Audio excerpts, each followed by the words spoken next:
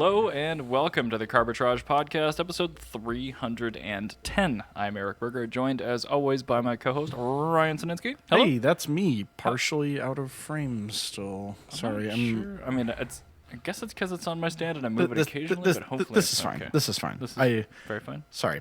For those of you who are not watching video, I was just moving my camera.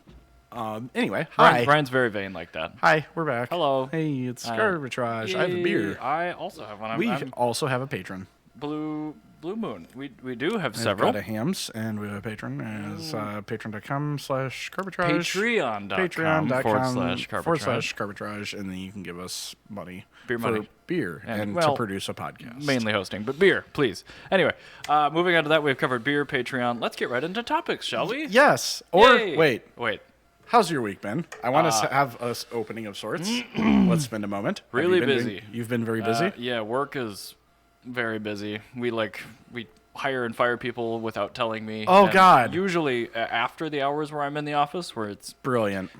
super brilliant. And then, I have an event tonight because for some godforsaken reason they put our holiday party on a Saturday. So not during the holidays at all. Also correct, yeah. Maybe it's cheaper. I don't know. But anyway, extremely busy. Everything is technically excellent. I have no grounds for complaint, but busy. It's very slow at work, though. I'm finding ways to not be slow. Very good. And so, yeah. Are you hating the job less, at least, doing it that way? I mean, I don't say I hate it. I mean, in public, I don't. Hold on, I can mute. I am. My morale is high. Okay, good. And the Very reason my morale is high is that there have been things that are going well at work and good, and decisions that are being made that I agree with, which is good. That seems like the first time I've ever heard you say that. I know, it's really weird. It's been a long time since I've said that, but I'm hopeful momentarily. Maybe the upper management is playing Baldur's Gate. Maybe. Yeah, could be something like that. More cat content, I think. Also, I think I'm just in a good mood because I don't have COVID anymore. I had COVID for the very first time. My mother just got it for the first time. It wasn't very fun. But I have my Commodore 64 power supply updated one that's going to be arriving. Excellent. And then after I play around with it for a little bit, I'm going to get myself a Kung Fu drive. And you're wondering, what is a Kung Fu drive? I was just going to ask. Kung Fu drive is a SD card to cartridge adapter for awesome. Commodore 64. And so when I went to Micro Center to go buy myself an SD card so I could just throw out my Kung Fu drive, it's called Kung Fu Flash. That's what it is. When I went there, I asked for the smallest possible SD card. He goes, "We have bigger ones." I'm like, "No, you have to understand. This is going on a Commodore 64." He goes, "They had SD cards?" I'm like, "No, they didn't. But there's been 40 years of people making Commodores do things that they shouldn't do." Does the Kung Fu Flash require regular SD non-HC cards? No, but the thing is every single piece of software combined on a Commodore 64 is a total of 11 gigs. I'm surprised it's even that much. That's including the 40 years of additional software that's been made How since many then. pounds of software, Ryan? Thousands, probably. But that's how I'm going to forever measure it. Yeah, so you're pounds. aware. Yeah, pounds. So I was going through my C64 games, and one of the games I have is Bruce Lee, which is a fighting game. It's a Bruce Lee themed fighting game. Okay. And it is worth, in case as it is, $400. Is it just that rare? It's that good? Yes, both. Okay. It's rare and good. I see. And it has the best box art ever. It's easily the best artwork of Bruce Lee I've ever seen. Do you know for sure if that C64 works yet? Or Yes, I've played with it. Oh, I've been doing it in limited amounts because the power supplies on those go out, and when they go out, they feed excess voltage into them and blow up the whole board. Ah, great. Yeah, so I turned it on on for the new one. Yeah, before I do much, I turned it on. I did some basic programming because the programming language is basic. Oh, I see what you did there. Basic programming, just to make sure it can in fact access items and work. And so yes, it is a functioning computer. But while I've been waiting for my, I did some assembly. Yes. I wrote a CNC. But while I've been waiting for that, I also bought those two other computers, and I got those working, which is very good. The DataView I got working. Is that the one you had to do with the foil? Yes. Okay. So the DataView is the one that had batteries in it from 1987. And apparently in 1987, batteries did not have expiration dates written on them. And then when batteries completely decompose, all that's left is the caps on the ends and the plastic around it. Oh.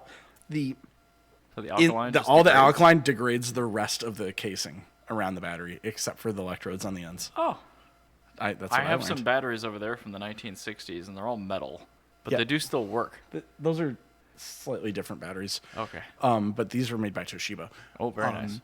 And Japanese. Yeah, so they, in addition to corroding the battery apart, also corroded most of the PCB. But I was able to fix it without any damage, without breaking a single trace. Which is very impressive. But the problem was the actual battery terminals were so corroded that they had they'd corroded through. Yeah. Like there was like holes in them. They looked like Swiss cheese. I was like wondering if I had really Good for contact. yeah, I had like really poor contact with the battery. I could work intermittently. And so I wrapped all the terminals in tinfoil, and it works great. Because tinfoil is it's conductive. Yep. And you can form it around like existing structures. So I just threw some tinfoil over it, put some IKEA batteries in, and it works. Amazing. And yeah, it has a. It's really cool because I was like digging through the files on my data view because these computers were used by a guy who worked on like at old Apple, like Apple, like back in the 80s when they were first designing color monitors, and he was one of the main guys that was there. And there's a BBS directory in it. Cool. And like a BBS is like old school internet where you would have to dial the actual phone number of the person you're trying to contact. And it's a BBS directory of all the office lines for Apple's Office in like 1986. It's extremely cool. So it's basically the internal Apple equivalent of like Facebook Messenger that they had, where you could bulletin board another person's computer and message them that way. Is really, really interesting. And yeah, it's got WordStar on it, so I can type things. So WordStar, which is like proto like that was the word processing program like of the 80s. It's what George R.R. Martin still uses to write Game of Thrones books. Oh my god. Yeah, so he still uses a Commodore with WordStar actually. I mean, that's actually, really cool. I think he uses a BBC Micro. But anyway, he uses WordStar because like that's how he grew up using it. He's like he actually likes that you don't get distracted on it, so you can just write. Sure. It's a very fair point. I mean, personal computers, especially back before like 97, you didn't multitask on them. There was no advertising. No. It was literally you really go do easy. the thing Yeah, you're done. and you get locked in. Yeah, you're just doing the thing. It's really nice. I like WordStar a lot. It's a really, really good program. So yeah, I've got that. The Toshiba works. I just need to find a CGA monitor that I can plug it into the portable computer because the screen's like it's functional, but there's like bad caps in it. I really don't want to like deal with that when I could just get a screen because I don't want to screw up that monitor because it's like a really cool like gas plasma display and it's kind of like irreplaceable. So when I know more about how those screens work, then I'll dive into it. But for now, I'm just going to use a CGA monitor and have that be my display port. Is that the one that kind of looks like DB9 serials? It is. It is DB9. Yes, it's a 5/4. Yeah. But which is like you can't just use a DB9 whatever to like VGA. Yeah. Because they actually have different signals. Yep. So you actually have to use a different board. Yeah, no, CGA, EGA are different than VGA in that sense. Yeah. But So I have to find a really old CGA monitor, which is fun. yeah, I mean, we have Free Geek, so you never know what might pop I know, up, and but they're like, "Oh, those come up once in a blue moon." I'm like, "Thanks, great, awesome." Great, that makes me feel And good. Also, every single person on Facebook that is selling old monitors can't seem to be able to take a photo of the actual fucking plug. And I ask them to do that, it's like I'm speaking French, and they just like don't know what I'm asking Did about. I send I'm you a like, picture of the IECC C13 yes. power cord? I'm like, could you send me a photo of the plug that goes into the computer? And they show me the cable. I'm like, I don't care about the cable. I need to see the plug. That's the power cord. Yeah, it's awful. So, but yeah, otherwise I've been having a good time. I need to replace the disk drive on the data view because the data view I'm sure can run Doom. And I really need to replace the. And that subreddit needs to know. Yeah, so that's like I find no data on if it can run Doom, but I'm convinced it will, because there is Doom on C64. Oh my god. So it's much worse. Is that retro ported? I assume. Yes. Okay. And it's very, very poorly. Well, it can't be as bad as the version for the TI-89. No, it's actually pretty close. Yeah, because so Texas Instruments actually had a computer that competed with the C64. Okay. But the reason the C64 Doom is like poorly on it is Poorly. yeah, it's because of the frame rate that you need, because like Doom's a really fast game, and True. C64s are just slow computers. They're really good for like, I could run like Sierra games, like point and click adventures, like no problem. I could do like Secret of Monkey Island, I'm pretty sure it's backported. But now I really want to play Doom on my orange screen on my data view. I think that'd be the correct experience of Doom. So yeah, that's what I've been doing. I just need to get a new floppy drive. Actually, I have a floppy drive for it. I just need a screwdriver that's a Phillips head screwdriver that's this long. Just a long shaft that gives you the opportunity to... Because the screws are like inset really far. Yeah. And I remember that from the CRT days and things like that. We're like, Yeah. oh, come on. they're like insanely inset, and the hole is not wide enough for like an adapter. Yep. It has to be just like one long screwdriver. It's very stupid. There are So- some automotive applications why I own those. And it's always 7 p.m. on a Sunday when you find out you need that. Like, Yeah. well, great. Everything's Great. closed. Yep. Great. And you can't just go to an auto parts store. Like No. that's one time you still had to go to Sears Yeah. and go to the craftsman section and pay $38 for a screwdriver. Yeah, I went to Micro Center to see if they had one. They had screwdrivers that would fit, but I couldn't get enough torque out of them. Oh, okay. Because like it's like, you know, those ones that are just like long and they have the little like hex head Yep. that's like just spinning on there, and it's like, why is this even here? Well, it's a precision screwdriver. It's not designed for Phillips number I know, one. I was hoping I could use it, and so I was trying to put pliers on it, and it just didn't work. And so, yeah, I just admitted I have to buy another very expensive screwdriver I'm Yep. going to use only once in my life. It's going to be like Napa branded, too. It's going Yeah, to be great. it's going to be awesome. So, Super, super cost effective and good. yeah, anyway, let's move on to not weird computer things, because Sounds good. we really like to alienate our audience here. Hey, I'm pretty sure a lot of our audience is also relatively into computers. Yeah, I feel like I was talking. crossover I was there. talking to some friends earlier today. I was like mentioning how there's like working on old computers is very similar to working on cars, where it's like, You have to hate yourself a lot. yeah, and it's like they're delightfully cursed objects where there's like, this should not be this way, like, but it is. It's worse, therefore it's better. Yeah, and so like, you also like, if you've ever like added a Honda like piggyback board to a Honda factory engine computer, which is a thing you do pretty commonly. I've like- done a K-Pro. Yeah, so like if you do that, you can probably fix most computers. Like, you now know the basics of how to fix a computer, what a Who PCB knew? is. Micro soldering skills would apply to automotive as well. I know, right? Yeah, you learn all about flux and lead versus lead-free solder and solder wick. So speaking of Honda stuff, I want to talk about hot rodding and Honda tuning and how those are similar and completely different to other kinds of car enthusiasts. Okay. Because I think you were there at dance party where we had that just awful fraught conversation. We had some very healthy and productive conversations. Yeah, but at there's Dance Party. that one person that like was like, Honda suck, and like his backup was like, they suck because I think they're bad. Oh, yeah. Yeah. Yep. I overheard bits and Yeah, pieces you of left that, that, one. but like Robbie and Spaz and I just like hunkered down. 'Cause, like, Everyone closing in. it was just like, dude, you have the most out of pocket take I've ever heard in my life, and you're going to learn about why you're wrong. You are a 48-year-old in the year 2001. Yeah, it's literally, and so the thing is like, and I was kind of thinking about it, and like, his take is like, I get where he's coming from, but like, I don't know, it's my whole problem with that car people as a whole is that no car people are introspective ever. Like, Elaborate.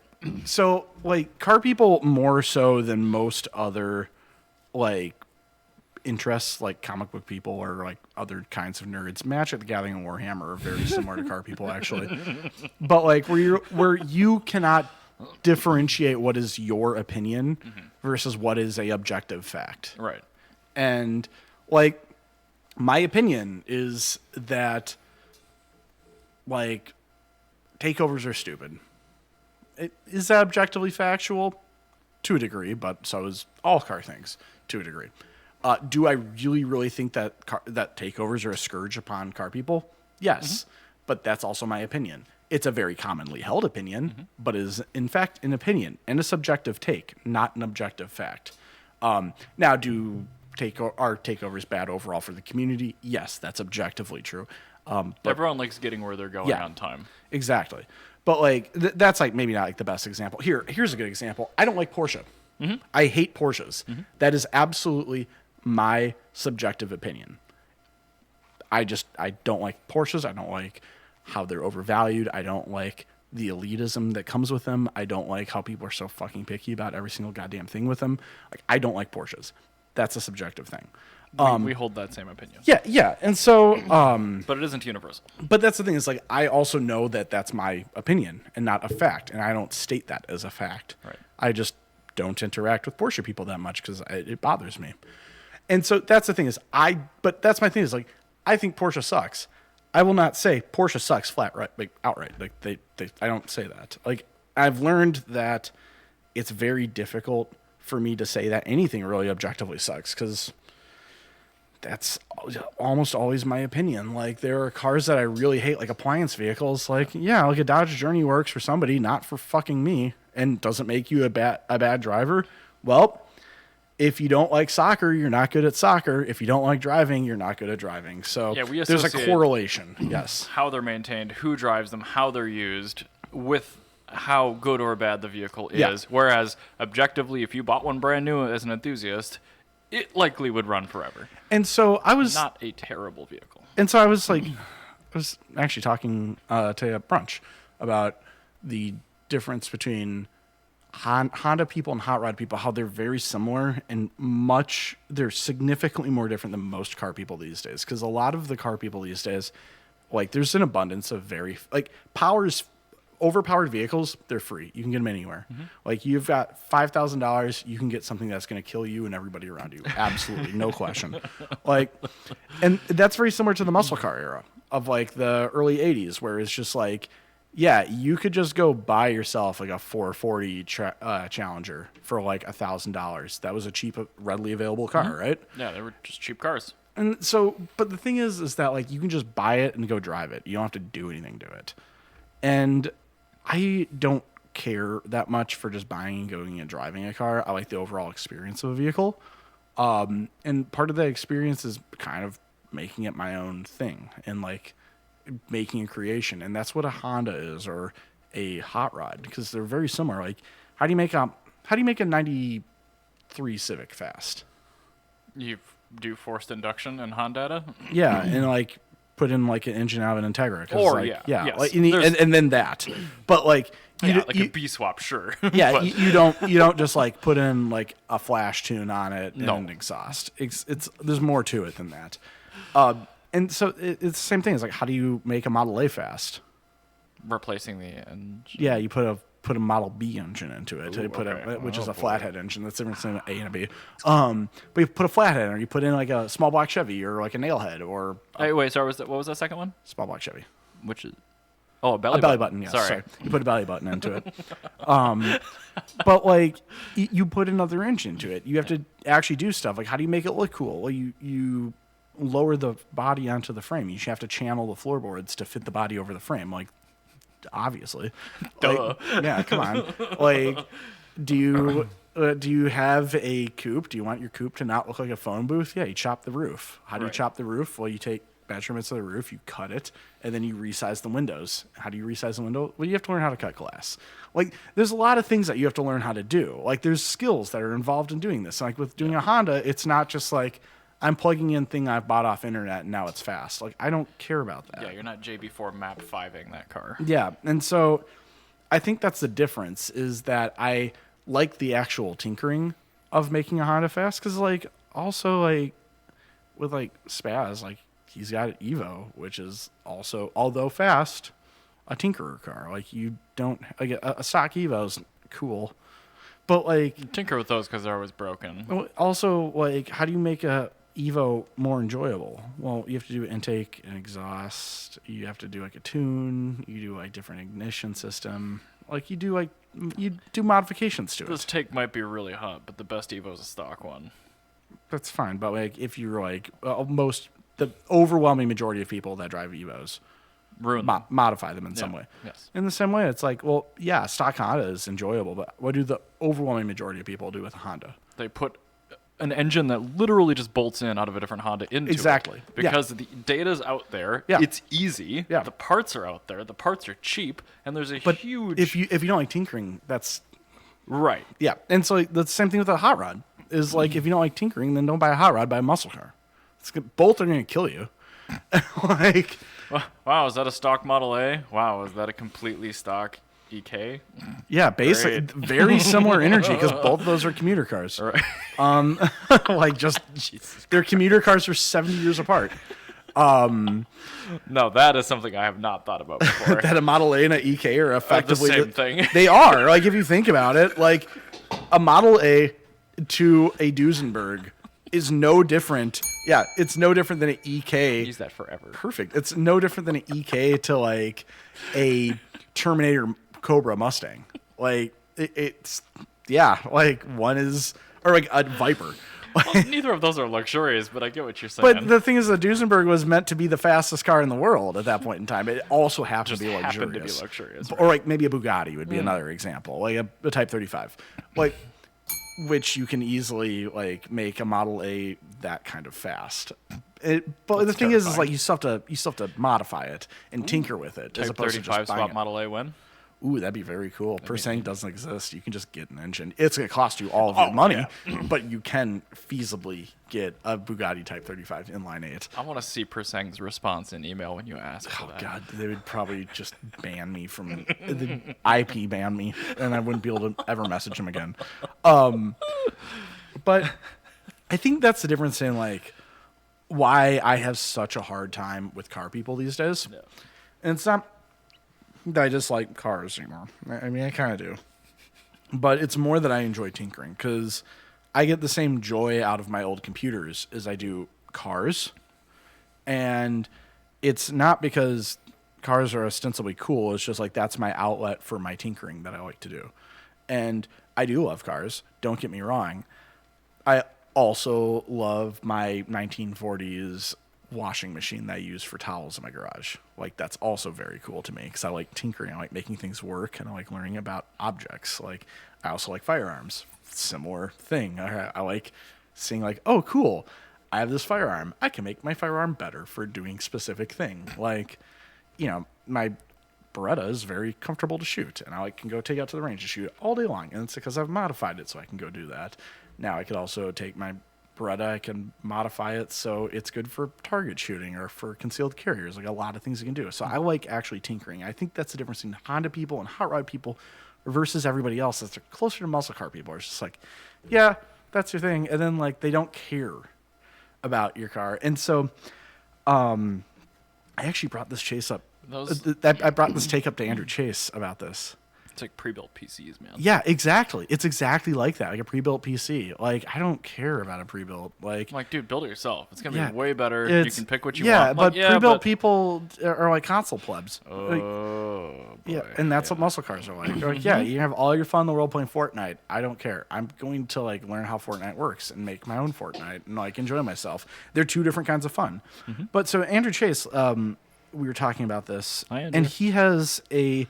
Yeah, he listens to this all the time. I know.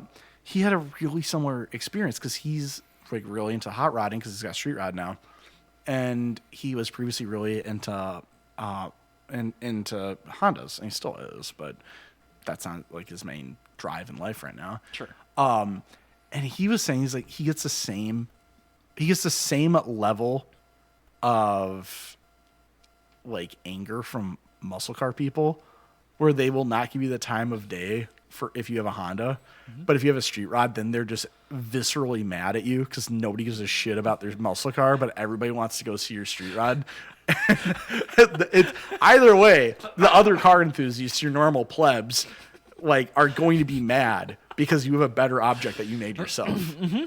And so that's kind of my thing. Is like I noticed that, and that's why I land where I do with cars. And I agree. I mean, the people at Cars and Capes, for instance, here that walk through the garage, the ones that walk right by the Murcielago and go look at Blubsky and ask me to open the hood, I'm like, all right, I'm into that because this thing's terrible, and you clearly know that it's been terribilized. Yes. But you're still curious in this.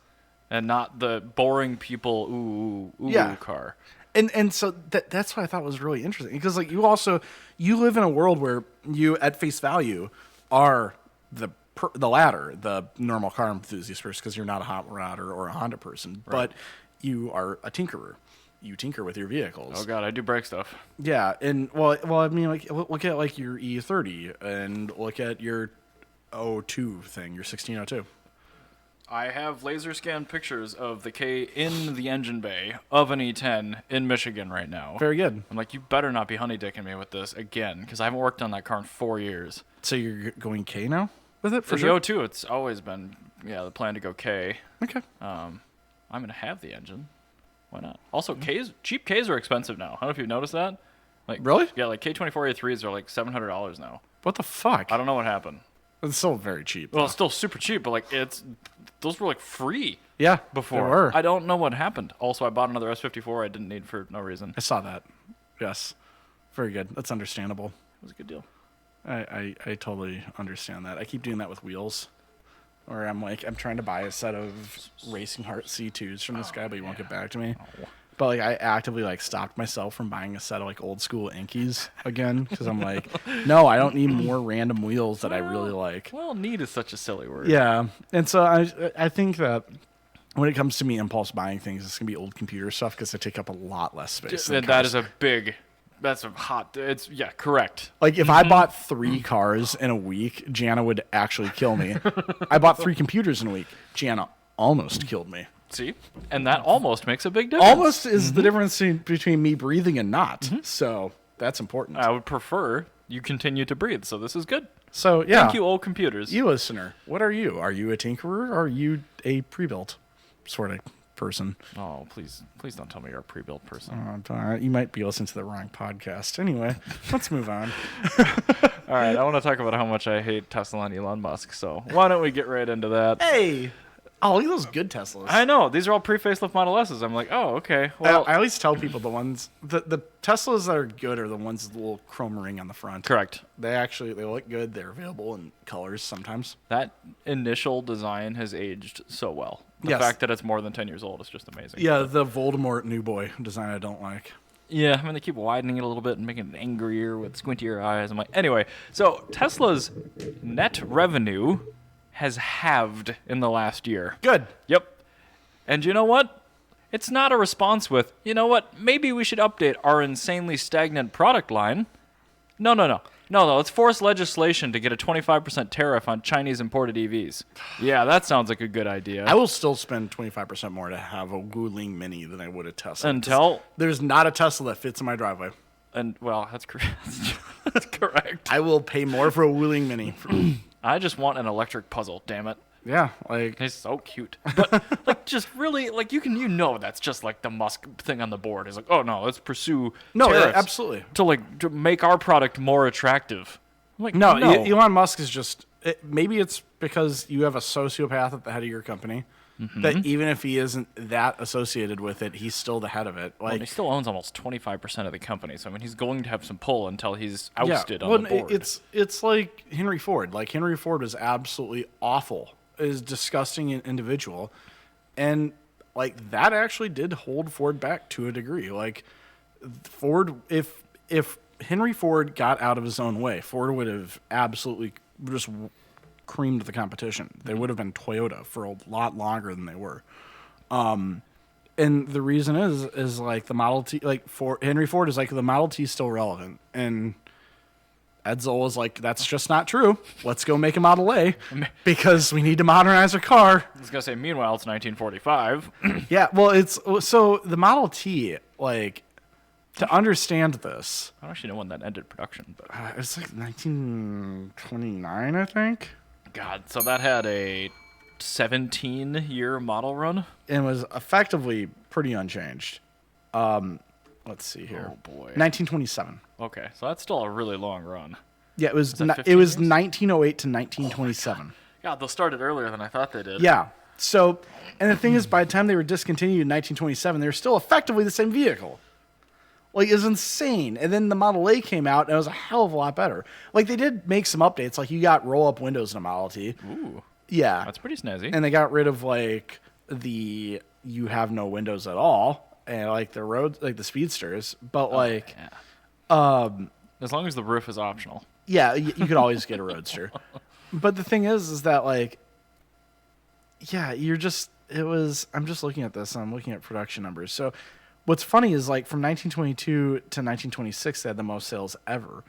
But the reason that they did that was because there were more people that were buying cars. Right. Like that's why.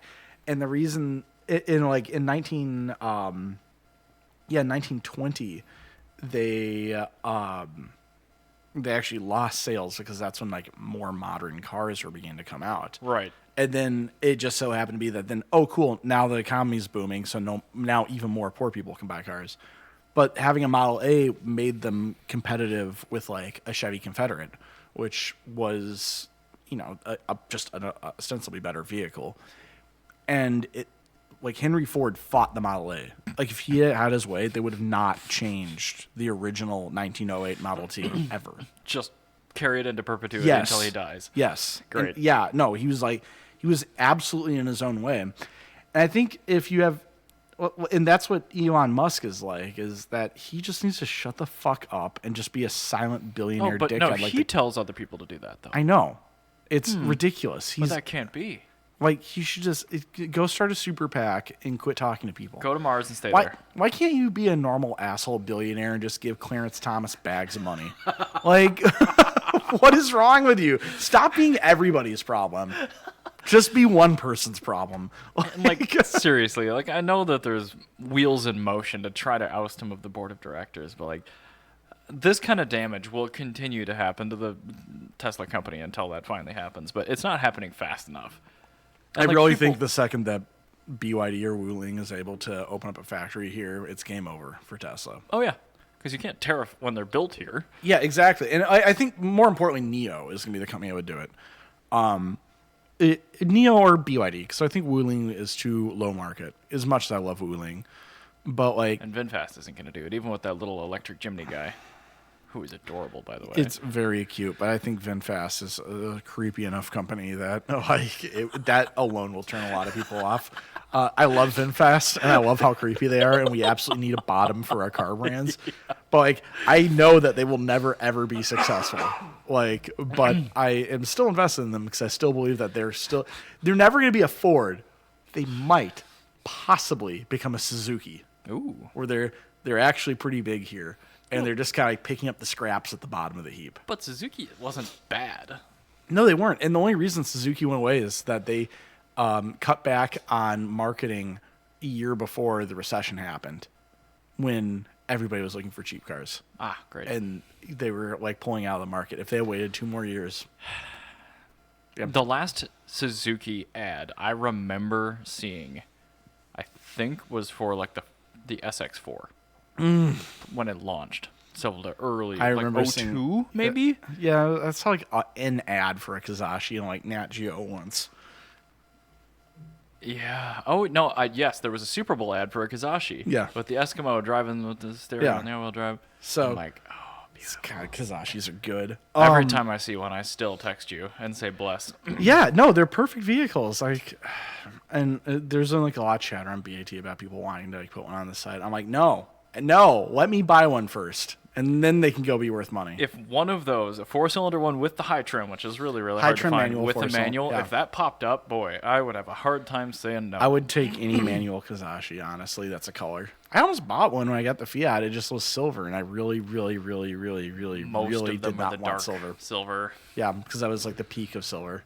Well, and like all the marketing material, the one piece of bookletry they made for that thing, it had a dark silver one with a nice colored interior, frankly, but for the manual high trim, it was still dark silver. Yeah, so I'd get a red one. Like, that's what I wanted. I want to get the red with the manual. Like, that'd be good. I'd probably go blue. I have too many red cars. That's fair. Although I don't think we'll be able to be choosy if one of those comes up. You'd be a choosing beggar. Like, my only hard-nosed silver. Like, maybe white or black. I still don't like those colors. That's a great subreddit, by the way. Our choosy beggars. Yes. One of my favorites. Anyway, so, yeah, no, screw Elon Musk. Yep. And, I hate that. He rode it on. So,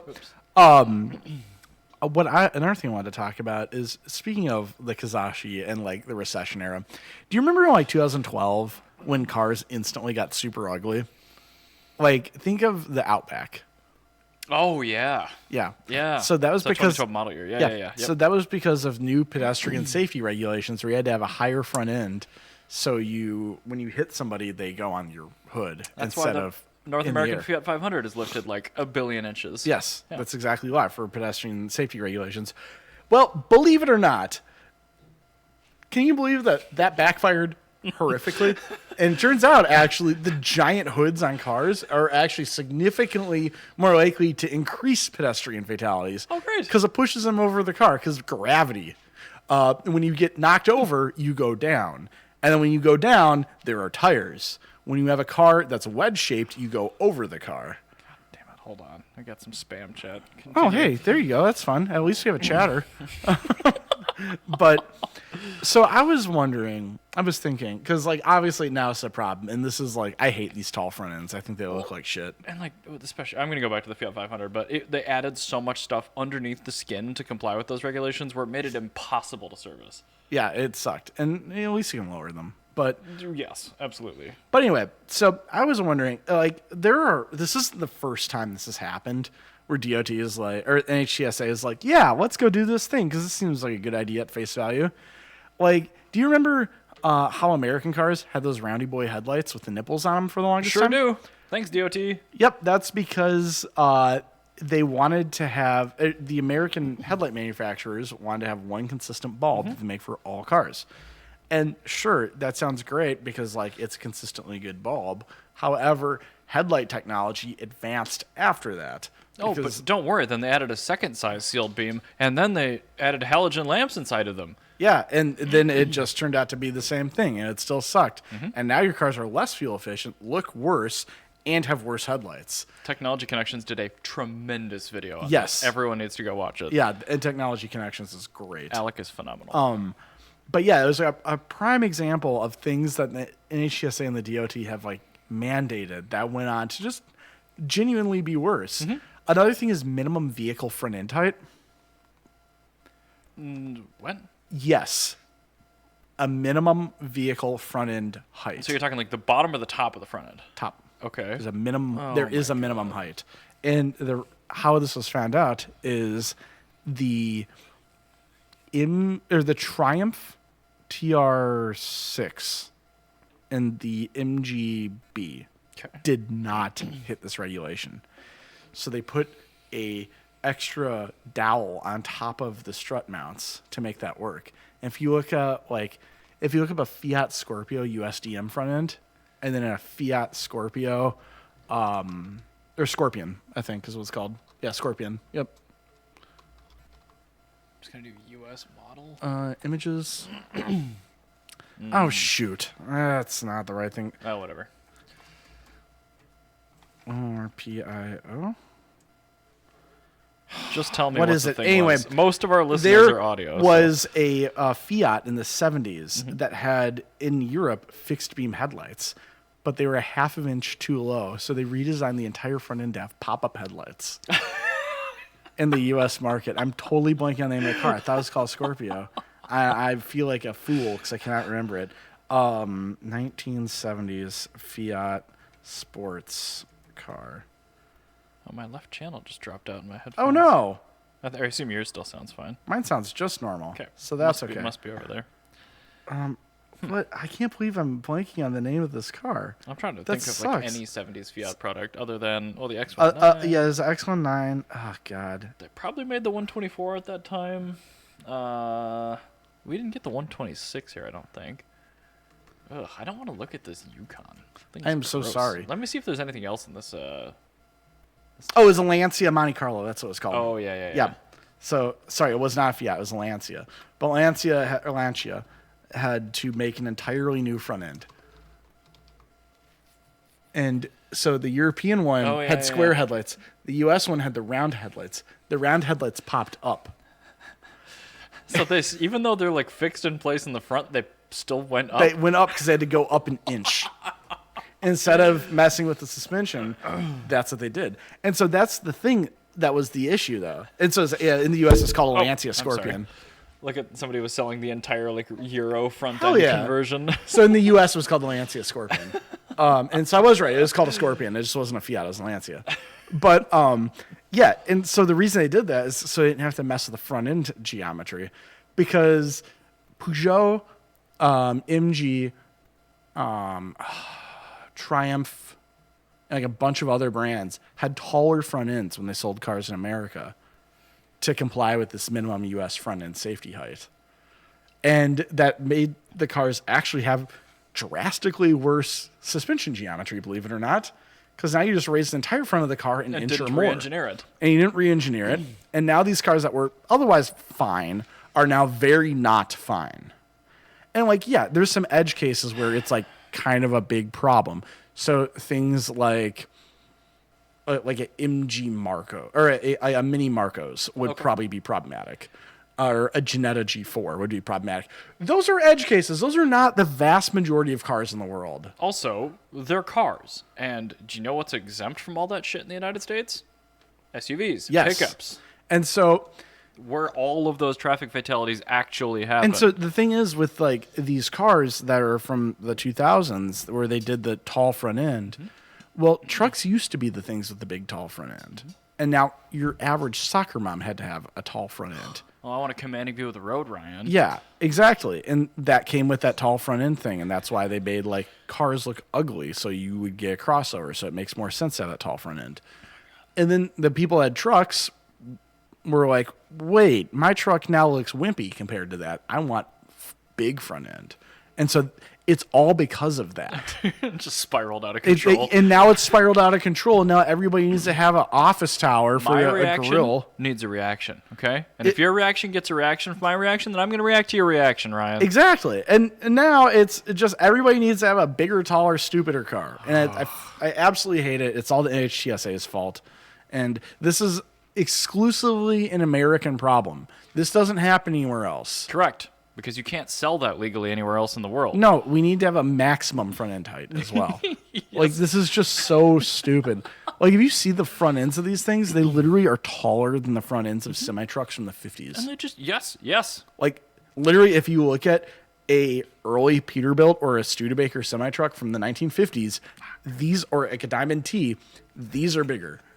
It's just the stupidest thing. I absolutely hate it. I think it's just corny. Because the person gets out of it is like a soccer mom. It's always the corniest person. Oh, well, they have to re-engineer the seats to be able to, get somebody that's 5 feet tall to be able to look over exactly. This Or it's like some like try-hard millennial that is like really insecure that he's not macho enough because he drives a truck and isn't like captain of his hockey team anymore, and nobody cares about his like he peaked in high school and now he owns a Tahoe. Like, well, then he lifts it and then he puts XD Rockstars on it. Exactly. It's just I can't. That's stand how you these gain trucks. edge, Ryan. I just can't stand these trucks. But anyway, that's my opinion. I am in agreement, but where I stand on that is I really want the regulation to be the same for cars and SUVs. Yeah, I think that this absurd. whole putting loopholes around SUVs for like light duty trucks is really stupid. Because if you look at like in construction zones, construction workers drive cars. Mm-hmm. Like the vast majority drive cars or small trucks, like old tacos and stuff. The 2500s, yeah, are the ones that are bought in white. Yeah. With no CD player, or that's an antique. No MP3 hookup. Yeah. And they have a pintle hitch on them 24/7, 365. Yeah. And they're driven from job site to job site. And at that point, it's effectively a medium duty truck at that point. And that's fine. Like those, I still don't think should be exempted from crash safety, but those are the only trucks that actually do the work. You should have a light duty commercial classification and a light duty private classification, and they have completely different requirements. Maybe different licensure requirements. That's you what I mean. Cannot operate one with a Class D license. Well, maybe not that far, but like, or you need to be employed by. Okay, we're driving it for. Well, I think like maybe like if you did something where it's like a non-commercially sold truck would have to like comply to the same emissions regulations as a normal car. Okay, that would kill them. And you would still, and then if you have a commercial version, then you can just buy it for a company. To purchase a commercial version, you either have to go to a commercial dealer and buy it as a company, or you can just go buy your crossover that you need, or get a normal car. Probably also handle it with insurance. Yeah. Like it needs to have a commercial fleet policy on it. Something like that. If it's exempt from those, and it's like, and don't get me wrong, it's like I get the appeal of like having trucks, and I'm not saying like all trucks need to go away. I mean, because like I get the appeal of like a Tacoma, like I get that. That's a truck you're going to use, but like when you start getting these like giant front ends that are just stupid and unnecessary and just ridiculous and bad for literally everyone, like that's where you run into a problem, where you get this never-ending bloat. And so maybe you have like, you know what, you have your medium duty, your medium sized and small sized pickups, like your Rangers and your Canyons, Colorados, your Mavericks, things like that. Like, yeah, those are, you can have those and they'll have a different classification, but like once you get something that's like you're able to be that freaking big, because like that Yukon doesn't even have a solid rear axle. You can't tow with that. Correct. That's got independent rear suspension. Like they got rid of the thing that you bought it as a truck to be. That's just a people hauler. Because nobody used them to tow anything. And that's the thing. Is like at that point it's a people hauler. I think like maybe if hang on, we're working through our thoughts on this like live. But yes, maybe instead of taxing them, you should have a rule where it's just like if you have a pickup truck, you have to have a solid rear axle. And front. Yeah. Why not? 2 solid axles. 2 solid axles, because it is made for carrying things. That will make it uncomfortable to drive. And make it much better at doing the thing it's designed for. That is a perfect thing. If you have independent suspension, you have to have normal car crash regulation, and you have to have normal car emissions regulation. I like it. And that will absolutely kill the stupid truck that does nothing. That makes even more sense, because you actually need that additional ride height to clear solid axles under a frame. That makes sense. Yeah, I like that. Solid axles, and you can now have your normal truck safety requirements and everything. Damn. And because at that point you can still get your truck. Yep. But that will absolutely eliminate all the random soccer moms that think they need it because they don't. Correct. And they will not like how that rides. And also, they'll be pissed. Do you remember getting into like the backseat of a lifted XJ Jeep? Yeah, it was awful. It's impossible. Have you ever gotten to the backseat of a Jeep? It's just not an enjoyable experience. Like the body on frame with the solid axle thing, like it makes it so much worse. It's horrible. That should solve the problem. No, it'd be perfect. I think trucks need to be worse. And like, because the peak of Jeep was the XJ Cherokee. Like that's like the peak of like when they got everything right, and it's been downhill since then. And it still sucked, but like. But no, that's the thing is like. You should never buy a truck and be as comfortable as you would be in a car. Like, if you're buying a truck, you need to have something that reminds you should have bought a car the entire time. And Richard actually said that to me in their Jeep. I love that. They were like, no, I really love this truck, but I want it to be just uncomfortable enough that reminds me that I really should have probably bought a car. That is the best way to describe. Thank you, Richard. That is it's perfect. Yeah. I think that is. I think who's going to kick up a fuss over that? Like, oh, you want a truck? Well, the trucks have that. Like solid axles. Your truck's now body a truck. Yeah. Like no more unibody. Full independent suspension. I'm not mad. I've never been mad at highboy Fords. I love highboy Ford. I've told you that an ideal truck to me is a F-250 Ranger camper special with the Explorer interior. Yes, you have actually. Automatic or manual. I don't even care what transmission it has. Like I just want that exact truck. But it's like $1 billion truck because every other truck these days is basically a fluffed over Yukon with a bed stapled on the back and no comfortable interior. Except like they put in comfortable interior, it should not. Well, but like we're talking like the custom, okay, back in the, I get it. Yeah, so like that's the thing. It's like it's just modern trucks. I hate them.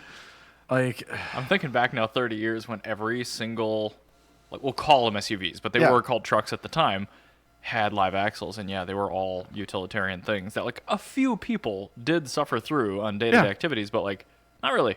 Yeah, like you would see like soccer moms that have a Trooper. But the thing is, like you would see soccer moms who have a Explorer thinking they want a Trooper, but nobody actually bought the Trooper because the Trooper's actually not that fun to be in compared to a comfortable vehicle like a minivan.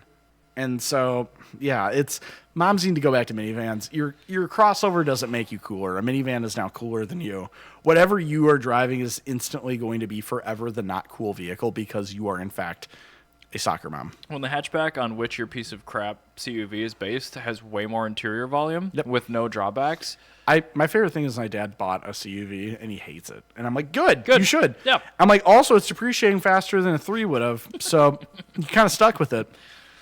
Oh, well. Sucks to be you. Maybe you should have bought a better vehicle instead of like impulse buying something when I was in California. Because you couldn't have waited one day. that tracks with your dad, actually. Yeah, that's exactly what happened, actually. I had to go to the junkyard to go grab the wheels I bought for him off of his car. Oh, for sake. It was so annoying. Oh, my God. Anyway. But speaking of legislation that's doing the wrong thing instead of accidentally doing the right thing, Lotus Emiras are now stateside, in mass. Oh. But they can't deliver a single one of them. Do you want to guess why? Well, I'll tell you after this ad because it's very dramatic. Could it be? Oh man, this is that's just the worst formatted thing ever. Could it possibly be? There we go. Safety related? Nope. Oh, I can't imagine because every Lotus uses a Toyota engine, and it actually has to do with the Toyota engine. What's wrong with the Toyota engine? Well, nothing.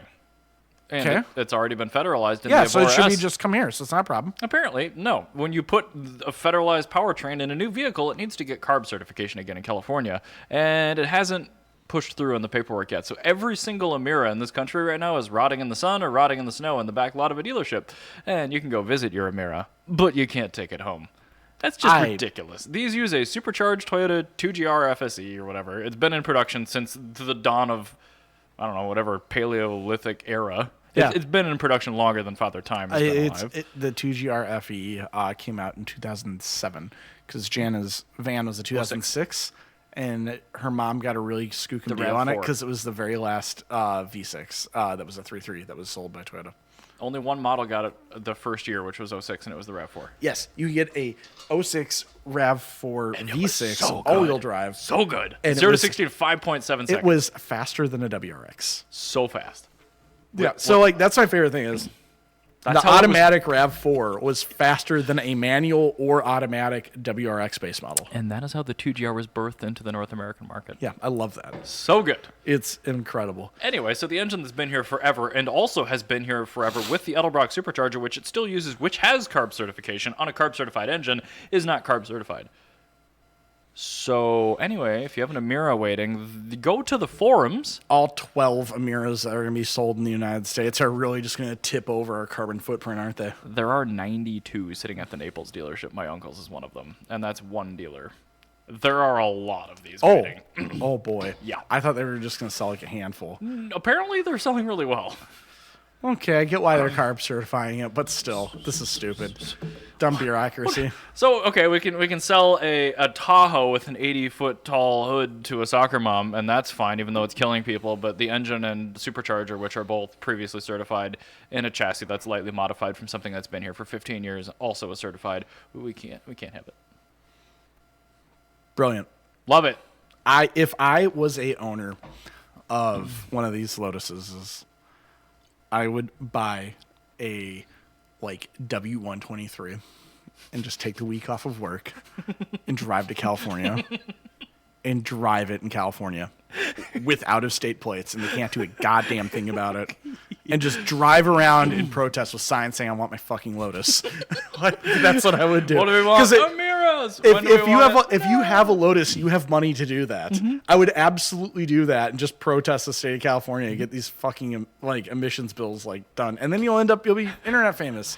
You'll be on the Vanifesto Facebook page. Just find the car building and just drive around it. Disconnect the charge pipe on the turbocharger so it runs even richer. Oh, you don't even have to do any of it because a W123 will blow soot out the tailpipe, go wide open in low gear. Why not? Beauty. Yeah, just put it in fourth and just wide open. Just let her rip. Just smoke them out. It'll be great. And they can't do anything about it. Wow, that's awful and bad news. Well, I've got good news. Thank you. Honda, after years of being irrelevant in every way, they have come back in a really good way. So if you see, this is their old logo. Now if you go to their CES show, that's their new logo. Yeah. Yeah, and then have you seen their new concepts? Because they're great. Wow. That's the saloon. That's a nice dustbuster. The saloon looks like Sid Mead and Giugiaro got together like with like It really does. yeah, with like Gandini, and just like made the ultimate wedge-shaped sports car. But no, it's a EV sedan. Their design room was full of Countachs, Yes, Dustbusters, it's so good. and infinity mirrors. No, like I genuinely think that they were just watching like Total Recall and just like enjoying watching Total Recall while they came up with these incredible vehicles. So they also have another vehicle, which is a van, which is coming up after this. Yeah, it's going to come after the saloon here. I like There's the infinity van, mirror. the Space Hub. Man, Space Hub. It's so good. Sorry. No. It's a Space Dash Hub. Yes, they're very, very, very good. I absolutely love both of these. Wow. I like the saloon more than the Space Hub, but obviously for good reason. The Space Hub looks like the electric canoe that's being pitched to the U.S. Postal Service. I fucking hate the canoe. Did you ever see the canoe CEO on Jay Leno's The Garage? canoe looks so much better than that monstrosity military contract piece of junk. Yeah, but have you seen I don't the watch canoe TV. CEO on No. Jay Leno's Is it Garage bad? on YouTube? Is it bad? Oh, it was very bad. He said that you never have to service any of the fluids, and so they're unserviceable because they're not going to be serviced through the life of the vehicle. And Jay Leno's like, Don't they use brake fluid and coolant? yeah, he goes, well, that doesn't seem gear right. oil? He's like, doesn't heat cause chemicals to break down? He goes, yeah, but they're engineered to not break down. And he goes, but that's just not true in real life. Thank And he's you, like, and so the guy Canoe was like, was just going on his little pitch, and Jay's like, okay. I would like it if let's take it out for a spin. He's just like, let's get this out of here. Yeah, no, he took it out for a spin. He goes, this is a vehicle. Oh boy, he was not happy with it. I'm bummed to hear that because I kind of like how terrible the canoe looked. The canoe is just a very, very everything about that I hate. Well, it is good thing they're gonna sell none of them. Yeah, they are very bad in every way. This though the Space is Dash very Hub. good. Wow. Look at that taillight.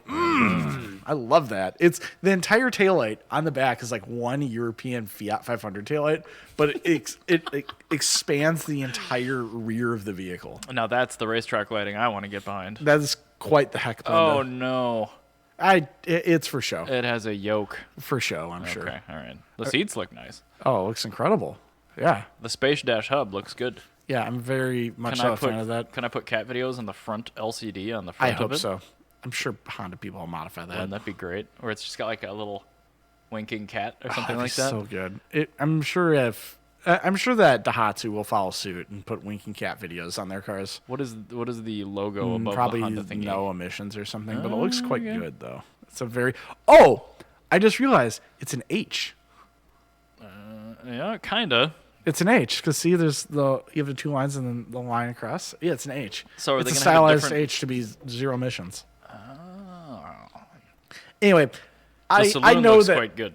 I know that EVs aren't everybody's thing, and I get it, but like, That's first gen Gallardo right there. yeah, that looks really, really, really good. But the thing is, like, I will find joy in whatever car I drive if I find the right kind of that car. Like, I've driven an electric car that I enjoyed. I've driven a diesel car that I've enjoyed. I've driven gas cars. Like, I'm gonna find a car that I enjoy. It doesn't matter what the powertrain is. It has a gull-wing door, so it's gonna be bad, so it'll be good. Yep. No, I like that. That's gonna be divisive. Yes. Anything that's divisive in a car, I'm a fan of. Well, except for the yoke. Except for, yeah. I like the idea. See, this is the thing is, I like you paying a premium for a yoke. Because the fact that Mark had to pay, like, all of the money for his Plaid and he gets bruises on his hands just driving around daily, that's wonderful to me. Like, absolutely the 1% should have bruised hands. Like, yeah. The Countach should have had a yoke. Like, this is perfect. Like, the Countach walked so the Plaid could run.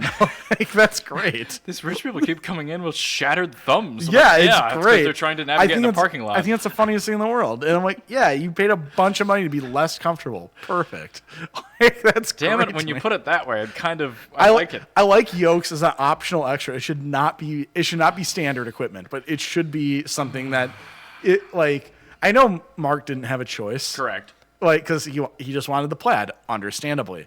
He ordered the Plaid Plus, which was later canceled because the Plaid was quote unquote fast enough. Yeah, and so that's the thing. Is like, if the Plaid came with a steering wheel and you could upgrade to a yoke, that would be perfect. Because then you upgrade to have a worse experience. Oh. It's so funny to me. I love that. That makes me so uncomfortable. If you're spending that kind of money on a vehicle, good. You deserve to just sit and spin. Especially if you're doing it like it's for such a vain thing. Because like Mark is like, he wanted to have a good car. Like I get that. Like he wanted the fastest, best car that you could feasibly have as a daily. You ordered that it makes the same sense. way as the 90Ds. Like if the option didn't make the car somehow faster, I didn't buy it. Yeah, that makes sense. Yeah, good. that's kind of cool. That's a good way to buy a car. But if Yeah. you're just buying a car to be vain, like just to spend money and be vain, like yeah, go suffer. Like that's something that should absolutely. There's a reason I don't like hypercars. It's because there's no suffering with a hypercar. There's only a supercar is suffering. Oh well. Okay, yeah. No, it's a supercar you have to genuinely worry about on a regular basis. A hypercar you can live with. I don't want to see rich people being comfortable and living with something. I want to see rich people have to maintain a team of individuals so they can just have their vain little vanity piece. Like hell yeah, that's the way it should be. Did you see the post? I'm sure you did because you're in the car selling game. Yeah. Somebody posted, I think a week and a half ago, a facelift Murcielago that had 231,000 miles on it. Perfect. Wow, that's incredible. It was and manual and everything. The amount of effort. And I commented, I'm like, this guy must have been to so many chiropractors by now because it's so uncomfortable. No, 200,000 miles. He replied me, I was like, no, it's great. I'm like, you must have different seats than I do because I need to go to a chiropractor after driving that car for 10 minutes. Yeah, no, Murcielago. I guess I've never been on one. We'll take a ride. It's extraordinarily uncomfortable. We'll have to go to Taco Bell this summer. It's you're. Mm-hmm. Yeah, I need to experience that because this is the thing is I love bad vehicles. Mm-hmm. Like bad and poor performing are different things. So something was just like a bad general experience to have a car that like is really exhilarating. Like a roller coaster is genuinely a bad experience, like to be in. Oh yeah, but it's fun. Like that car is a roller coaster. Yeah, and that's the thing. It's like when I say a bad experience, like I love cars like that. That's the way a car should be. It's if you have a comfortable car, everybody should have access to something comfortable. But like if you want to have something that's like more fun, like it should be a little bit more bad. Oh, like a live axle truck. A live axle truck, yeah, like exactly. Like speaking of making things more bad to make them more good, yes, Volkswagen is going to make their Mark 10 more good by taking everything in it that is still flawed and made it sort of endearing. There's a list of 3 things I don't want in a modern car. 1, for it to be made by Volkswagen. 2, for it to not have a manual transmission. 3, for them to integrate generative AI into an already flaky infotainment system. The Mark 10 is going to have no manual option. It is made by VW, and they are going to have generative AI built into their infotainment Why would you system. ever want that? Apparently, they must be under the impression that people want that. Nobody asked for that. Correct. Why is there a Commodore PET in this photo? I don't know. That's a really good thing. I'm really, really, really distracted by that. Hold on. Let me just go ahead and... I don't know what's happening because I know you can run ChatGPT on a Commodore. That is the old... No, here we go. There's a That's Mark better. 10 with no Commodore. And it's also got a QR code on the back for no reason. Great. Perfect. But, that's awful. I hate that. The company that's currently trying to combat and trial a safety defect that they said is no big deal that could cause a family car to crash without warning is building that. So clearly they're in touch with their customers and have your best interest in mind. I want to remind you that my 1986 GLI simultaneously had the throttle stick open, the door open, the seatbelt fail. Volkswagens have never been interested at all in your safety. Oh, also, that happened more than once. And I'm guessing that wasn't modified. No. Those components were factory. Those were all factory components. Mm-hmm. And they were just things, those are just failure points. Yep. And they were not warranted. Honda has a lifetime warranty on their seatbelts. Which you've already used. Yes, I tested that. It worked on a 200,000 mile 30-year-old CRX, and they complained a lot, but they did it. I like that. That's good. But you took one of the few vehicles that's still. I mean, the Mark 9 was a bad car for other reasons, but it took the only reason away that you would actually buy one of the as an enthusiast. Yes. Like, as a normal person buying a Mark 10 Golf non-GTI, it doesn't matter. A normal person buying a Volkswagen for any reason is a terrible decision. Well, it's because they think it's German engineered still, and German they think engineering that that's a good thing. is still a thing. And so, all right, this is the thing: is German engineering is a real life, actual, real thing. It's very, very, very good, and it is very, very, very good for an M6. It is very, very, very good for E30 M3. It's very, very, very good for an M1. Very good for hand tools. It's very, very, very good for a Glock. It is very, very, very good for a AMG like tuned 560 SEC. It is not at all good in any way for a commuter vehicle ever in the history of mankind ever. At no point was it a good decision. You missed one descriptor in there, a cost cut commuter vehicle. So, and I think we've talked about the difference in German engineering and Japanese engineering. Is German engineering, they're both ostensibly extremely reliable. Yes. German engineering is perfectly reliable within lab settings. Japanese engineering is perfectly reliable in the real world. And that doesn't make German engineering worse. I love many German vehicles. However, I know how I am, and I'm going to get Japanese because I'm lazy. I'm not like you. I don't have low level, like, I'm not on the autism spectrum. I am the spectrum. Yeah, and you are on the spectrum, and you can go and love all your German vehicles and have to use your very I specific... never said I loved them. Okay. You own dozens. No, I know. But, like, you can go and enjoy them, and you can go use your, like, one specific oil, maybe one brand that works in the car, otherwise the timing chains come to pieces. You can go use your very specific washer fluid, because the washer pump requires that washer fluid, because the washer pump needed a lubricant of sorts. Yep. And if you don't do that, the pump breaks. That is a real life actual German vehicle thing that happened on... what was it? I think it was an Audi. It might not be an Audi. Sounds really familiar, actually. But I remember seeing that and being like, oh, why doesn't this ever work on this car? And it's like, oh, they had a specific better... It might have been Saab, actually. I think it was just a different type of alcohol. Yeah, it was a different kind, but it wasn't readily available. It was very expensive. Right. And so nobody used it, and all washer fluid pumps just, like, broke. God, I wish I remembered what car that was. But It anyway, just reminds me of mineral oil power steering fluid. It's just a bad idea. yeah, Honda does that. Like, Honda's... So does German stuff. Yeah, Weird. and that's the thing is, like, you can see, like, when Honda does, like, some German-ass stuff, because, like, Honda is, for the longest time, was an engineer-run company. Now it's a bean counter company like everybody else. But for, like, a long time, they were engineer-run companies, and that's why they had, like, weird shit. And, like, Japanese vehicles will occasionally do that. Like, you'll occasionally get, like, your rotary or your, like, Honda power steering fluid. But for the most part, Japanese vehicle, you can go and just drive it and use it like a vehicle. That's why we recommend them to normies. Yeah. Now, like, Subaru is another one where Subaru is very much a German vehicle. But the problem with Subaru is while they are German-style engineering, they are marketed as though they are a Toyota. Yikes. It's two different kinds of markets that you get. A Subaru theoretically can be reliable, but the amount of work that you need to do to make a Subaru reliable on a regular basis is not what you would expect. You need, like, vintage German car levels of dedication to adhering to a service regimen that is developed by other people, not the manufacturer, to make a modern Subaru last. Yeah. Which doesn't happen. Yeah, no, and that's the thing. It's like, it's just that's not like a normal Japanese car thing. I saw a Subaru Ascent taxi the other day. I'm like, oh, that fleet manager has no idea what they are in for. That will be in the fleet for about 10 minutes. FB24 turbo, 0W16 oil, and no maintenance. Let's see how this goes. A CVT as well. I really wish, if you ever see that car like parked, go grab its VIN. I'm going to follow its Carfax for the rest of my life. I just want to watch it to see when it ends up at Copart. You're going to uncover a post-it on your desk like 2 years from now and be like, oh, let's see what this was. The Ascent. It was the Gopher Taxi Ascent. The Gopher Taxi Ascent. How long did it make it? Oh, 9 months later, it's on Copart. Huh, interesting. It was still under warranty. What happened? Weird. You call the dealership. Yeah, it's a funny story. Yeah. They missed a bunch of oil changes. Yeah, so the warranty was void. Yeah, and it blew up. That's incredible. Volkswagen doesn't need to do this.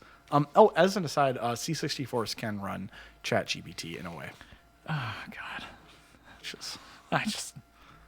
That's something I'm aware of and I know how to use just because I know I have to, but I'm not interested. But I also love the C64 demo scene is like, let's make this 8-bit computer do things it really shouldn't. Well, with things like the Kung Fu drive and the Ethernet adapter modems that are out there and the still active message boards and things like that. I mean, it's very similar to hot rodding and Hondas. Like, there's no way that a commuter car engine that's made to make like 90 horsepower and get 45 miles per gallon should be able to make 800 horsepower. That's insane. And like, there's no way that just a very budget personal computer from 1982 should be able to make graphics demos that outperform Super Nintendos. people shouldn't still make new CRTs, but here we are. People still make brand new diagnostic tools and software for a 30-year-old OBD interface on cars. I absolutely love that. It's great. Smart-ass people that are really frustrated. I love tinkering. I love tinkerers, and I don't love this Volkswagen. This Volkswagen's everything I don't love. It is anti-tinker. Well, I guess I'll continue enjoying my Mark 1 and Mark 2s, and that'll be the end of it. Yeah, I'm going to stick with my 30 and 40-year-old cars. Thanks. Yep, no, we're good. Bye. Bye.